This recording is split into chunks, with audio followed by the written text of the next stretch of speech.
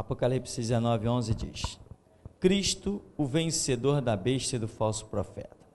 Vi o céu aberto, e eis um cavalo branco. O seu cavaleiro se chama Fiel e Verdadeiro, e julga e peleja com justiça. Os seus olhos são chama de fogo, na sua cabeça há muitos diademas. Tem um nome escrito que ninguém conhece, senão ele mesmo. Está vestido com um manto tinto de sangue, e o seu nome se chama o Verbo de Deus. E o seguiam os exércitos que há no céu, montando cavalos brancos, com vestiduras de linho finíssimo, branco e puro. Sai da sua boca uma espada afiada, para com ela ferir as nações, e ele mesmo as regerá com cetro de ferro, e, pessoalmente, pisa o lagar do vinho do furor da ira do Deus Todo-Poderoso. Tem no seu manto e na sua coxa um nome inscrito: Rei dos Reis e Senhor dos Senhores. Amém. Se pode sentar.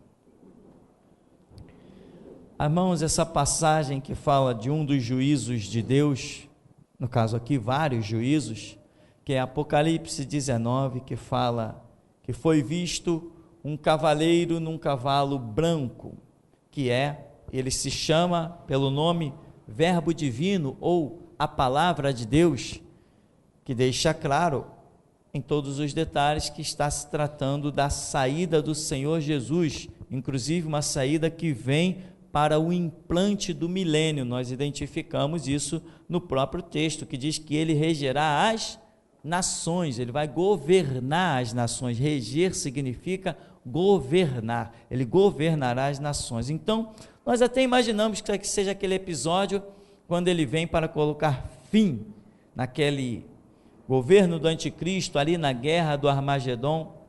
Isso está incluído aqui, mas só deixando claro, não tem nada a ver com aquele cavaleiro que sai no cavalo branco de Apocalipse capítulo 6, não, lá é a simbologia da falsa paz do governo do anticristo, no capítulo 6, aqui é a manifestação do Senhor Jesus, o Todo-Poderoso.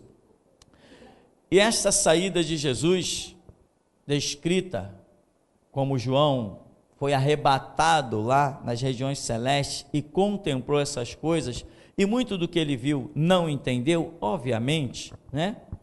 Diz aqui, olha, vi o céu aberto, e eis um cavalo branco, e o seu cavaleiro se chama Fiel e Verdadeiro, julga e peleja com justiça. Irmão, você também é fiel e verdadeiro? Anda em justiça? Então, simplesmente, você tem que entender que tudo que vier sobre a sua vida, tudo que vier sobre o seu ser, tudo que vier sobre a sua história, é projeto de Deus, porque Ele é fiel, Ele é verdadeiro, não há nele traição, não há nele engano, não há nele mentira. E a Bíblia diz: andarão dois juntos se não estiverem de acordo. Se você também for fiel e verdadeiro, ele é o que peleja, ele peleja com justiça. Então nunca vai interessar quantos queiram ver-te na cova. Se Cristo quiser ver-te de pé, é de pé que você vai estar. Porque ele, fiel e verdadeiro, peleja com justiça, e ele é o invencível. Ninguém vence Jesus Cristo. Tudo que se processa hoje no mundo está debaixo do domínio de Deus, desse Cristo, né? Ele, quando ressuscitou, disse: olha, todo o poder me é dado nos céus e na terra. Depois ele disse: olha, o Pai deu ao Filho todo o poder de julgar. Então, todo o poder, o que é julgar? Julgar significa determinar situações. Isso está certo, isso está errado, esse vai preso, esse vai solto. Julgar significa o poder de determinar situações. Ele peleja e ele julga, ele tem o poder, o único que tem o poder para julgar. Esse poder foi dado a Jesus Cristo, o nosso Senhor, aquele a quem nós abrimos os lábios e o coração para cultuar, para adorar, diante de quem nós dobramos os joelhos para reverenciar, reconhecer o seu senhorio, reconhecer a sua soberania, diante de quem buscamos a vontade para nos submetermos a ela. Esse que está conosco é o vencedor de todas as coisas. Então eu não tenho jamais nenhum motivo para que alguém me veja derrotado, porque aquele que quer a minha vitória está do meu lado. Porém, ele só está do meu lado quando eu também for, como ele disse, a um servo cabe ser igual ao seu senhor. Então eu também tenho que ser fiel e verdadeiro e andar com justiça, integridade, retidão. Isto se chama cristianismo, a única religião que verdadeiramente preza pelos valores morais do ser humano é cristianismo. E o que Jesus veio fazer morrendo naquela cruz foi nos levar a sermos a semelhança da origem na qual nascemos, que nós crescemos e fomos nos pervertendo, nos corrompendo. Jesus vem e diz assim: olha, aquele que não se tornar como um menino não poderá entrar no reino dos céus. O que é se tornar como meninos? Nós não vamos perguntar que nem Nicodemos, tenho que nascer de novo, voltar do ventre? Não, nada disso.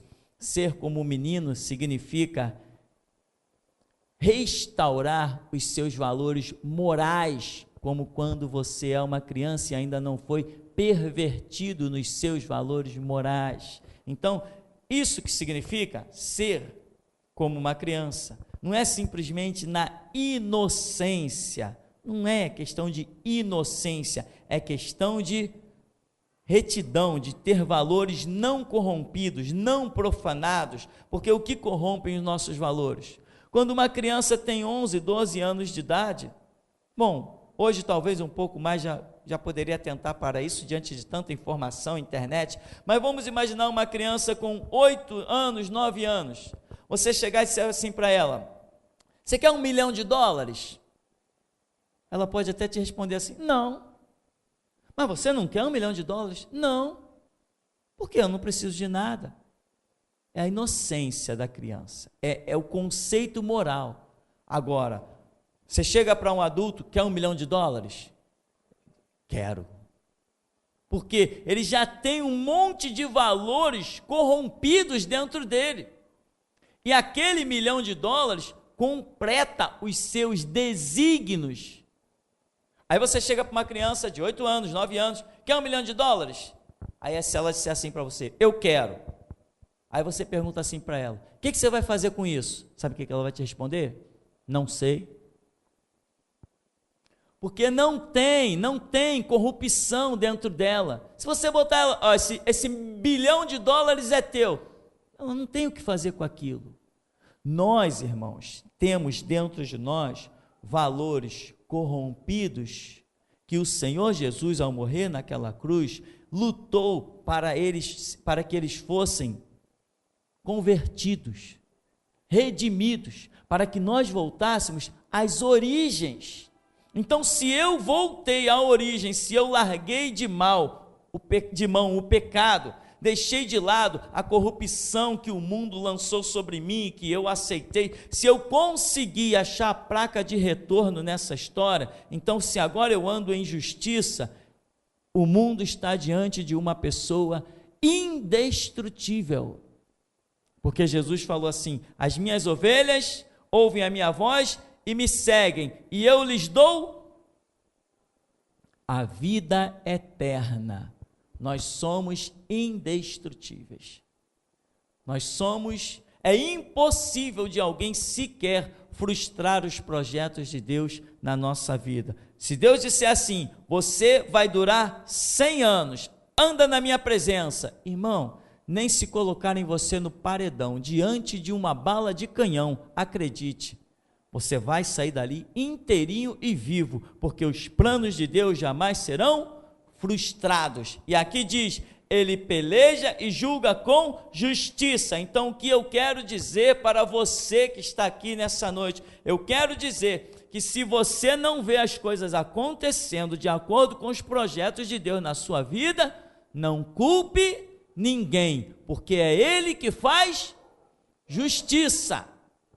Se Ele puxou o teu tapete, já era para você. Se Ele fechou os teus caminhos, já era para você. Mas entenda o seguinte, que homens não podem puxar o nosso tapete, homens não podem nos fechar as portas, homens não podem interromper os nossos caminhos, homens não podem nos deter, nem homens nem diabo. Se eu ando com Ele, ponto final. O mundo pode ranger os dentes, me odiar e apontar todas as armas para mim, mas o que eles verão é um homem andando dia a dia de pé, louvando e cultuando ao Deus vivo, porque Ele é quem faz a justiça. Aqui ainda diz, os seus olhos são chama de fogo. Isso aí tem a ver com essa saída dele, né? Na sua cabeça há muitos diademas, tem um nome escrito que ninguém conhece senão Ele mesmo. Nós já vimos o significado do nome, e aqui está dizendo que Jesus tem um nome que ninguém conhece, só Ele mesmo. Ou seja, isso significa que ninguém jamais poderá ter um domínio completo da personalidade de Jesus Cristo. Ninguém jamais poderá encontrar limites em Jesus Cristo. Ninguém jamais poderá dizer, isso Deus pode fazer, aquilo Ele não pode fazer. Deus fará isso, Deus não fará aquilo. Não, Deus tem condições disso ou Deus não tem condição daquilo. Isso aqui, que Ele tem um nome que só Ele mesmo conhece, significa que Ele é aquele insondável, inescrutável. Ele é alguém infinito em tudo que você possa imaginar, nos conceitos do seu caráter, as suas ações, o seu poder, a sua capacidade. Ou seja, se Ele é além, como a Bíblia diz, Ele é além do que pedimos ou pensamos, Ele é transcendental, ou seja, qualquer coisa que eu puder imaginar a respeito de Deus, Ele está além. Se eu estudei, pesquisei e recebi até de Deus uma revelação para entender alguma coisa do seu caráter, do seu poder, da sua personalidade, e se eu entender coisas grandiosíssimas a respeito de Deus, Ele ainda está além. E por mais que eu busque e conheça de Deus, Ele estará sempre além. E esse Deus insondável, inescrutável, que está sempre além, Ele está colocando todo o seu poder, o seu transcendentalismo, toda a sua capacidade em favor da sua igreja, de mim e de você.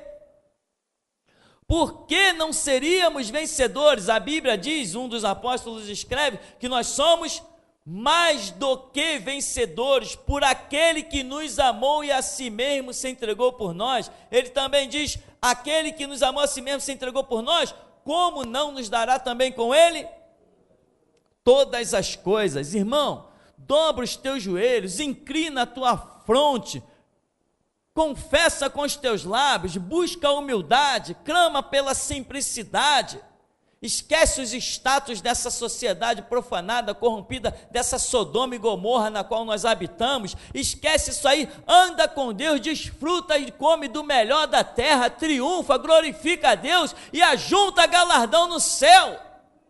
Porque não existe nada, não foi criado, não foi inventado, nem jamais criarão, nem jamais inventarão, nada que traspasse a mão de Deus que te protege. Mas ainda assim nós encontramos pessoas caindo todo dia, eu fico assustado. Eu conversava com alguém essa semana e eu dizia assim, surgiu uma palavra, eu fiquei realmente sem palavras, surgiu uma situação, eu fiquei sem palavras. A palavra me faltou na boca, eu só consegui dizer o seguinte, eu não entendo por que as pessoas fracassam, eu não consigo entender, se a coisa mais fácil do mundo é triunfar com Jesus Cristo, como que se fracassa? Dobra os joelhos, busca a resposta e segue. Paga o preço, mas vai doer que doa. É melhor doer aqui do que doer na eternidade. Porque se você não aceitar a dor aqui, não aceitar a cruz aqui, a via dolorosa aqui, o cravo e as coroas de espinho aqui, se você não aceitar aqui, vai ter que aceitar lá na eternidade. E lá é eternidade. O inferno não cessa o sofrimento, não acaba nunca. Então não entendo. Pessoas às vezes vivem tantas lutas desnecessárias, tanta coisa desnecessária. Meu irmão, dobra os joelhos, levanta com a resposta e segue o projeto de Deus. É muito fácil vencer com Jesus Cristo. É muito fácil. O evangelho poderia ter ficado completado quando Jesus naquela cruz disse, Pai, está consumado, nas tuas mãos eu entrego o meu espírito. Já tínhamos uma mensagem poderosa ali, porém Jesus ainda ali não deu ordem para ninguém sair a pregar. Ao contrário, disse, ficai em Jerusalém até que do alto seja revestido de poder, porque faltava a ele ainda dar algo mais tremendo para a sua igreja. Faltava o terceiro dia, ele se levantar da cova, para que a igreja entendesse que nem a morte pode nos deter. Se a morte pudesse nos deter, nós hoje não pregaríamos Lázaro e diríamos que coisa gloriosa. Se a morte pudesse nos deter, não pregaríamos sobre Moisés, sobre Elias, sobre Eliseu. Isso prova que a morte não os deteve, eles estão vivos no nosso meio. Porque morre um homem, mas as suas obras falam eternamente. Quando lemos os livros de Martinho Lutero, é porque ele vive. Quando lemos o livro dessa mulher que teve 10 filhos assassinados pelo comunismo, é porque ela vive, meu irmão. Nem a morte pode nos deter. E esse mundo verá que a morte não pode nos deter quando nesse século 21, Jesus Cristo pisar, depois que a trombeta soar, pisar no Monte das Oliveiras e o monte se fender para o ocidente e para o oriente, e quando eles olharem milhares e milhares dos santos de Deus baixando na terra como relâmpago, o mundo verá, nem a morte deteve estes. E por que eu não vou ser um vencedor? Se eu for um derrotado, eu tenho que ter a humildade de entender e aceitar que eu fracassei.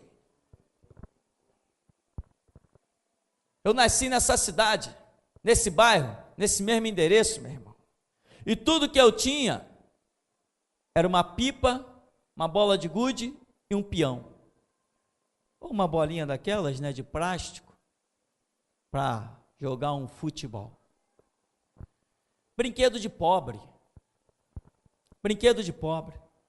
Um dia eu olhei para a minha história, quando eu caí na real, porque a gente vai atravessando a juventude, quando a gente chega a uma certa idade, a gente olha assim, caramba, eu estudei tanto, e agora eu estou vendo que aquele estudo não servia de nada.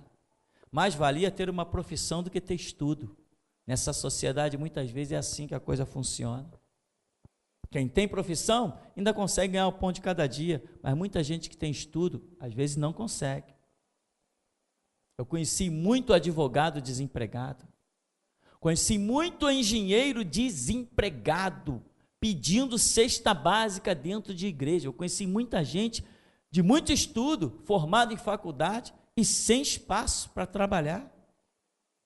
E quando a gente às vezes vem atravessando, chega uma certa idade que a gente se depara com as coisas, eu olhei para o futuro, olhei a minha vida e olhei a sociedade que eu vivo, essa beleza de sociedade que todos nós vivemos. Sabe o que eu disse? Eu disse assim, eu estou ferrado. A minha vida vai ser um horror. Foi isso que eu pensei. Eu já estava praticamente me convencendo disso. Praticamente não, eu já estava convencido disso. E um dia, com 20 e poucos anos de idade, eu disse, vou na igreja. E quando eu entrei na igreja, eu ouvi uma pregação. E quando eu ouvi aquela pregação, eu falei assim, eu nunca mais arredo meu pé desse lugar. E com aquela atitude, meu irmão, eu senti tanta força nesse Deus abstrato para muitos, mas para mim muito sólido. Eu senti tanta convicção nesse Deus, que eu falei, a minha história será diferente. E daquele moleque que não podia sair na rua muitas vezes porque não tinha uma roupa para vestir, eu não saía na rua muitas vezes porque não tinha uma roupa para vestir. Eu não sei se alguém aqui já passou por isso. Os colegas batiam na porta, ô Tupi, vamos jogar uma bola ali, tinha um campinho ali perto, vamos jogar bola? Não, não estou afim não estou afim, é que eu não tinha roupa para vestir para sair na rua. Mas quando eu encontrei Jesus, eu vi que tudo é possível ao que crê. Daquele derrotado que veio da macumba, que veio do catolicismo, que veio de debaixo das patas do diabo, Jesus Cristo tirou-me de um charco de lodo, me colocou os pés sobre uma rocha e me deu um novo cântico. E aos 33 anos de idade, depois de 13 anos de banco, eu estava sendo chamado por Jesus Cristo para fundar a geração Jesus Cristo. E desde lá, esse ministério tem sido um assombro. E quando eu olho para trás, eu olho o meu antes e o meu depois, e eu reconheço que só Deus poderia ter feito tamanha obra. Mas eu olho ao meu redor e vejo muitas pessoas derrotadas, fracassadas, e sabe o que eu digo para mim mesmo? Eu não entendo como é que alguém que conhece essa Bíblia, esse livro, esse Jesus maravilhoso, esse poder, consiga ainda ser um derrotado, chorando suas mágoas pelas estradas da vida.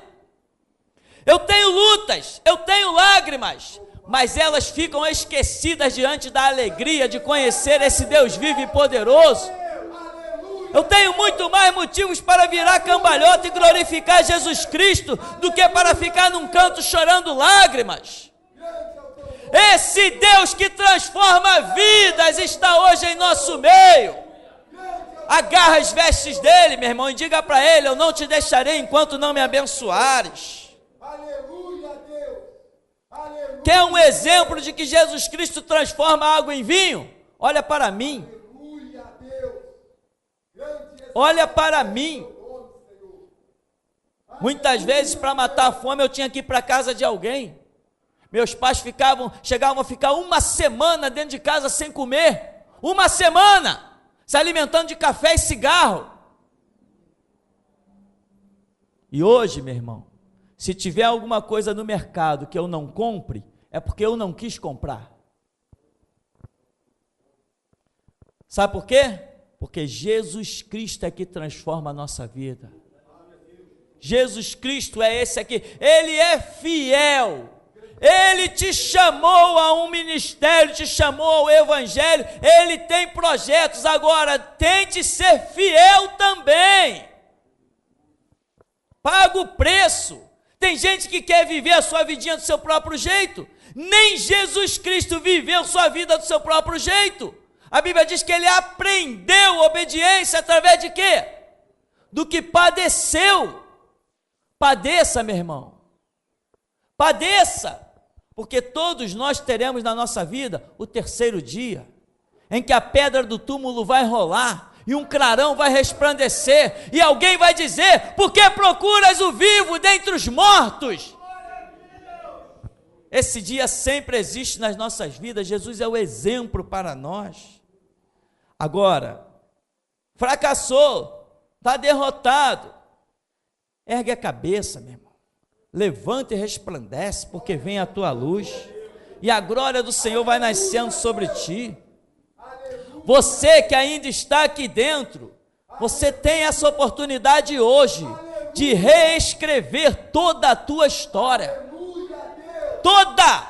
Você hoje que está aqui dentro, você tem uma oportunidade rara, de que todo o teu passado daqui para trás fique anulado, e que Jesus Cristo comece a escrever uma nova página na tua vida e na tua história. mas recobra os sentidos, ressuscita dentre os mortos. Jesus Cristo te trouxe para esse ministério. Veste a camisa antes que seja tarde. Paga preço, não importa o preço. Qual o preço? Lágrimas. As tuas não serão mais que a de Jesus. É a cruz, a tua não vai pesar mais que a dele. São escravos, os teus não serão mais dolorosos que o dele, meu irmão. Pode ter certeza disso. Paga o preço, tenha coragem, disposição.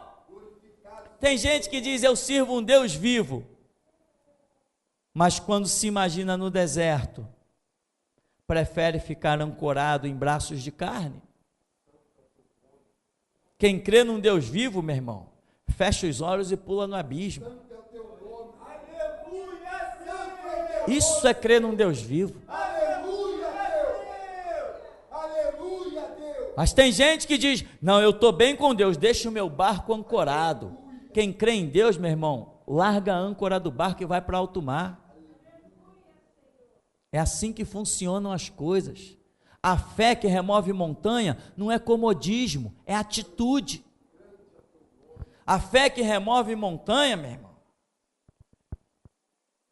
não é dada a qualquer um. Ou eu deveria dizer, é dada a todos, mas nem todos se utilizam dela. Porque Jesus Cristo é o autor e consumador da nossa fé. Ele não trabalha mais com um e menos com o outro. Isso não é verdade. Não é verdade. Ele é fiel e ele é fiel a todos. Um dia eu estava dentro de uma igreja e um pastor pregou uma palavra poderosa e eu recebi aquela palavra poderosa. Só que quando eu girei a minha cabeça, dentro da igreja, tinha 500 pessoas. Todos eles receberam a mesma palavra. Um dia eu estava dentro de uma igreja e profetas lá na frente receberam dezenas de revelações e eu fui altamente edificado. Só que quando eu girei a minha cabeça dentro da igreja, tinha 500 pessoas dentro da igreja. Depois eu estava em outros lugares e eu vi cenas incríveis, eu vi perna crescer, eu vi anjos falarem, eu vi coisas sobrenaturais, só que eu não estava sozinho ali. Ou seja, Deus não me separou para uma obra especial, Ele chamou todo mundo, mas só eu sobrevivi. Deus não faz acepção de pessoas, Deus faz acepção de conduta.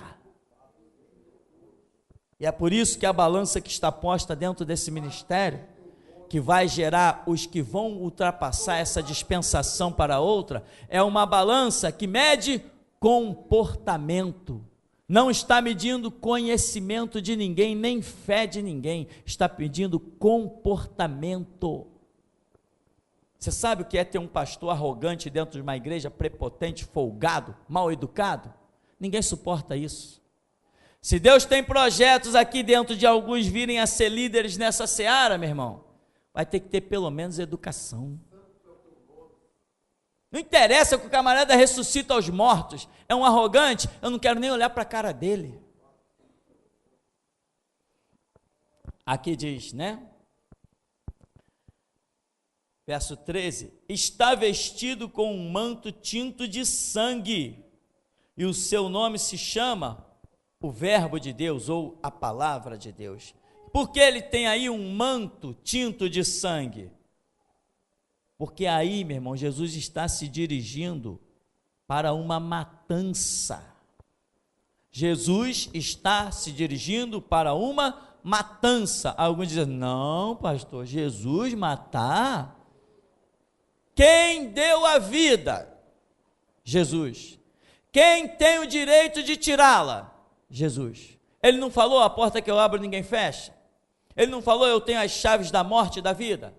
Ele não falou que tem a chave do céu e do inferno? Se ele tem as mortes da chave, ele tem as chaves da morte e da vida, então ele tem poder para dar vida e para tirar a vida. Jesus aqui está se dirigindo ao cenário lá de Israel, da grande batalha lá que nós chamamos no Vale do Armagedon. Israel cercado por todas as nações do mundo, ele já vem na sua veste com a simbologia do que ele vai realizar. Essa simbologia de vestes é muito marcante, e uma boa parte dela eu bem conheço. Quando tem anjos dentro da igreja que passam com veste vermelha, ou quando Deus coloca capas vermelhas sobre alguém, isso significa a cura, dependendo do contexto da situação, ou aqui no caso, essas vestes salpicadas de sangue, que representa o projeto ao qual ele está se dirigindo, que é o de aniquilar exércitos que estão ali no Vale do Armagedon contra a nação de Israel. Seguiam-no os exércitos que há nos céus, e tinha um exército seguindo ele. Para quê? Para a guerra, montando cavalos brancos com vestiduras de linho finíssimo, branco e puro, que representa a santidade do Senhor, linho finíssimo, branco e puro. Saía da sua boca uma espada afiada, para com ela ferir as nações, e ele mesmo as regerá com cetro de ferro, e pessoalmente pisa o lagar do vinho do furor da ira do Deus Todo-Poderoso. Então, que sai da boca do Senhor? Espada. Deixa eu te dizer onde está ela. Olha para cá. Esta é a espada que sai da boca do Senhor, e Ele já nos entregou, já entregou há 2000 anos atrás, já nos entregou essa espada, e agora está dizendo que o objetivo dele vir com essa espada é para quê? Para quê que ele vem com essa espada? Para ferir o quê? Ferir as nações. Qual é o objetivo dessa espada? O que você tem feito da sua vida? Você tem proclamado paz? Eu recebi um e-mail, sabe dessas irmãs espirituais que andam pela internet? Estou evangelizando na internet, estou convocando o povo de Deus. Vai procurar uma louça para lavar, vai procurar um chão para varrer, vai procurar ser útil para alguma coisa e para de palhaçada. Aí eu recebi um e-mail de uma dessas espiritualistas da vida. Pastor, estou lhe mandando esse e-mail, que eu vi seus vídeos, e é para o senhor convocar a sua igreja, porque eu estou fazendo uma grande campanha pela internet, para nós orarmos pela nossa nação, onde nós habitamos, orarmos pelos governos, orar, Eu mandei esse e-mail para ela: minha irmã, eu estou fora disso, no meu ministério não existe visão de orar pelo país, quero mais que ele se exploda. Eu quero mais que esses governantes encontrem a espada do Todo-Poderoso, de preferência pelos meus lábios. Eu não estou aqui para fazer paz com o governo, eu estou aqui para chamá-los à conversão. Aleluia. Eu não sou assembleiano, eu não edifico o templo e coloco aqui atrás um monte de palhaço. Eu não preciso de amizade com político. Eu fui chamado à semelhança do que Cristo tem para revelar-nos. A espada é para ferir as nações. É para isso a espada.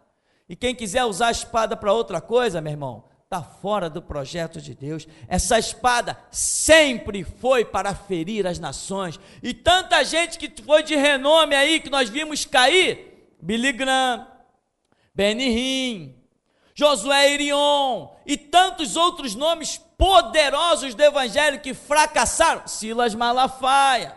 Foi quando a espada na boca deles inflamou e os governos vieram para fazer aliança, eles aceitaram a aliança.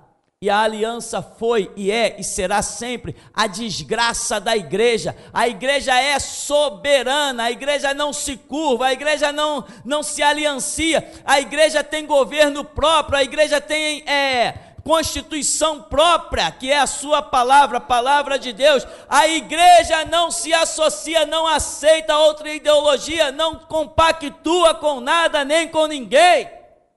De onde surgiu a chamada prostituta católica apostólica romana? Não foi de uma aliança que os nossos irmãos, depois dos apóstolos Pedro, Paulo, Tiago e João, depois que esses primeiros homens foram chamados, os que os sucederam fizeram aliança com o Estado romano. Daí surgiu a Igreja Católica Apostólica Romana. E o que prestou aquilo? Prestou nesse lixo, nesse antro de pedofilia e estupro que é a Igreja Católica Apostólica Romana. Será que precisamos engolir todos os livros de uma vez para entender que a igreja é soberana, que podem vir cadeias, algemas, armas, que nada detém a igreja? Os leões devoraram centenas de crianças, os leões devoraram todos os apóstolos, a guilhotina acabou com o montão, a forca e a cadeira elétrica. Mataram crente durante toda a história da humanidade, e no entanto aqui está um para testemunhar que ele vive. Ninguém detém a igreja, ninguém detém o cristianismo. Podem matar um homem, mas não podem apagar a chama do Espírito Santo. Aleluia, aleluia. E a meu clamor nesses dias, a minha oração nesses dias tem sido para que Deus realmente encontre chamas vivas em todo o globo terrestre, porque eu sei que Ele encontrará, mas eu não isento a minha missão de estar orando. A Bíblia já fala que o grito da meia-noite será um povo que vai se levantar partindo deste ministério que está no mundo todo, e esse povo chamado grito da meia-noite vai transtornar as nações, a semelhança do que já foi dito lá atrás. Estes que transtornaram o mundo chegaram também até nós. O movimento hoje começou aqui no Rio de Janeiro, no Brasil, e começou comigo, mas quando estiver próximo da hora de eu partir, meu irmão, dentro de mais algumas décadas, eu sei exatamente com que idade eu partirei, exatamente, quando chegar essa hora de eu partir, eu poderei dizer: o meu coração se alegra em Deus, a minha alma rejubila, porque esse mundo vai estar pegando um fogo tão maravilhoso, e finalmente Deus vai fazer separação do que serve e do que não serve. Agora, eu vou com toda a minha força, implacável na minha missão, e esta obra não se faz com amizade, esta obra se faz com discipulado. Amigos não entrarão no céu, mas discípulos de Jesus Cristo sim, esses ouvirão: vinde bendito de meu Pai, possuir por herança o reino que vos está proposto desde antes da fundação do mundo. Então saía da sua boca o quê? Uma espada afiada, para com ela ferir as nações. Ah, lá vem Jesus, já vem Jesus para fazer o quê?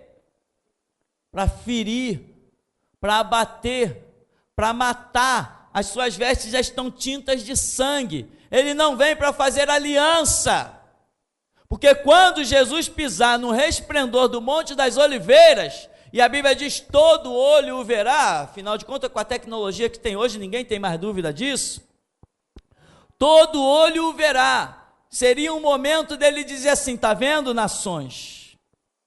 Vocês estão vendo agora que eu sou todo-poderoso?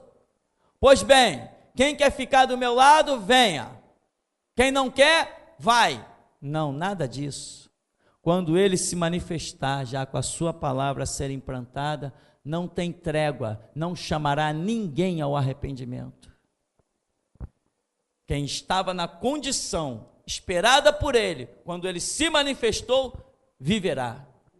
E quem não estava, vai morrer. Nem adianta clamar por misericórdia, ou como diz a Bíblia: montes, caí sobre nós e escondei-nos da ira de Deus e do Cordeiro. Nem que os montes caiam sobre eles, não escaparão.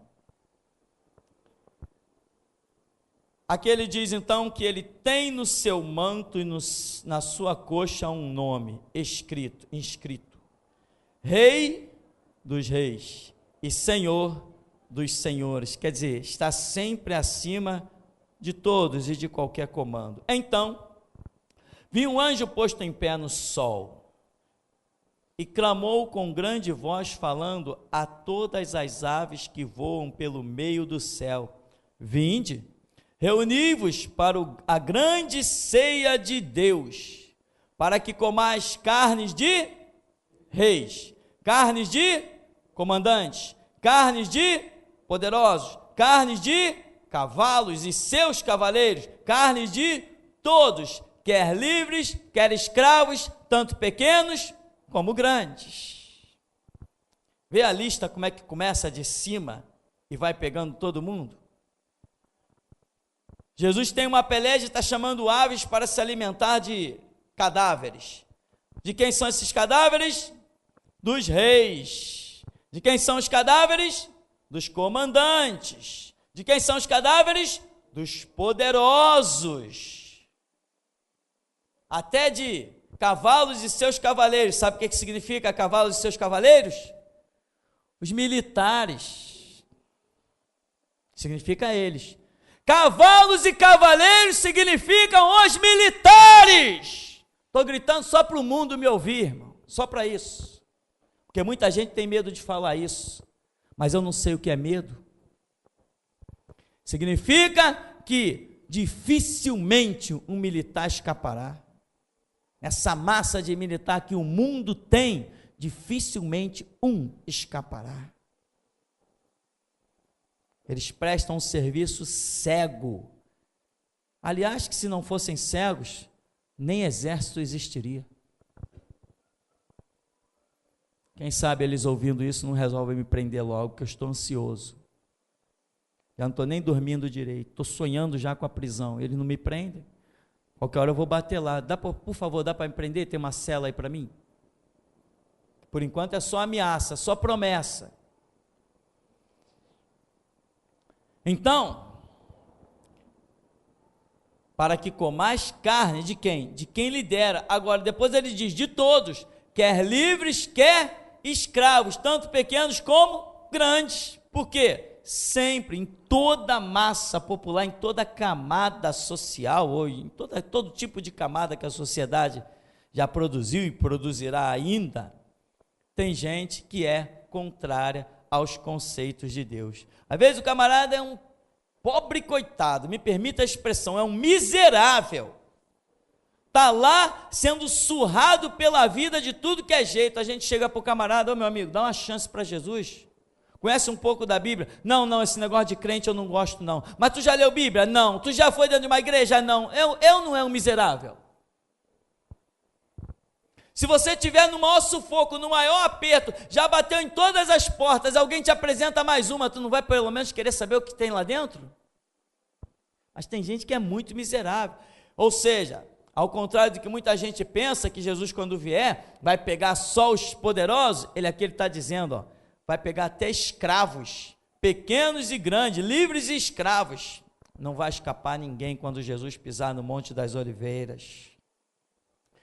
E vi a besta e os reis da terra com os seus exércitos congregados para pelejarem contra aquele que estava montado no cavalo e contra o seu exército. Mas a besta foi aprisionada e com ela o falso profeta, que com os sinais feitos diante dela seduziu aqueles que receberam a marca da besta e eram os adoradores da sua imagem. Os dois foram lançados vivos dentro do lago de fogo que arde com enxofre. Os restantes foram mortos com a espada que saía da boca daquele que estava montado no cavalo, e todas as aves se fartaram das suas carnes. Eles foram mortos com o quê? Com o poder da palavra. O que sai da boca? Não é palavra? Ou você imagina uma espada saindo da boca de Jesus? Não, a espada é a palavra, como toda a simbologia bíblica mostra, que nós temos essa espada. Irmão, essa espada está aqui, foi nos dada. A igreja fracassou, a igreja que ficou para trás, né? Muita gente fracassou porque se acovardou.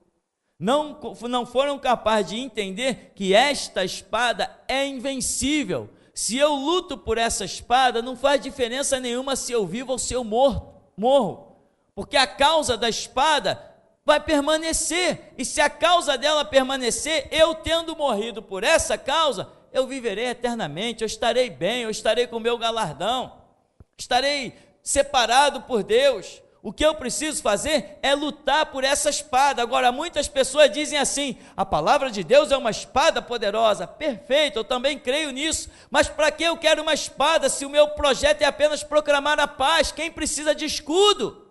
Quem precisa de espada? Quem precisa de cavalo? Quem precisa de exército? Se o objetivo é proclamar paz? Para que Jesus Cristo teria um exército se o seu objetivo fosse apenas proclamar a paz? Quem está pensando em proclamar a paz não monta exército, meu irmão. Amém?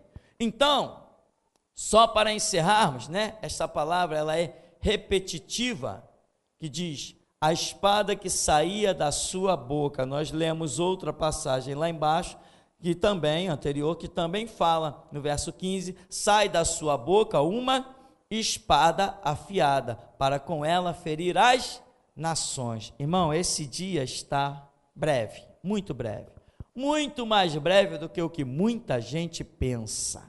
Esse dia está breve, mas hoje nós já estamos com essa missão. A igreja sempre esteve com essa missão. Há 2000 anos atrás, a igreja já tem esta missão de ferir as nações com os conceitos de Jesus Cristo. Nós temos nações no globo terrestre, sinceramente, eu não sei nem como que Deus deixa com que elas sobrevivam. São coisas horrendas que certas nações fazem, como por exemplo, a China.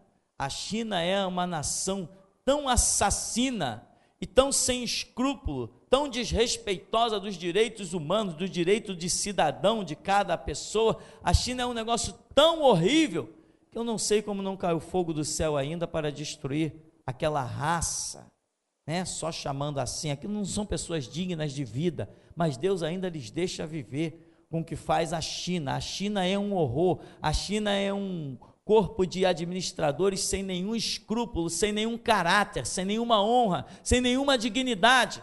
A China é um horror, e nós ainda temos uns trabalhos para fazer sobre a China, que até o Brasil vai tremer. Então, meu irmão, com toda essa situação, nós, hoje, temos a espada capaz de ferir as nações, e esse é o projeto de Deus, acrescentar-nos dia a dia a direção, para que com esta espada nós venhamos a ferir as nações. E eu pergunto, você quer fazer parte do exército de Jesus Cristo? Aí você não pode me dizer como alguns disseram: pastor, eu gosto muito de pregar a paz. Então, meu amigo, vai ser discípulo de Mahatma Gandhi, ou então de Nelson Mandela, porque Jesus Cristo não veio a este mundo para proclamar a paz, ele veio trazer espada, e até aqui então nos tem ajudado, Senhor.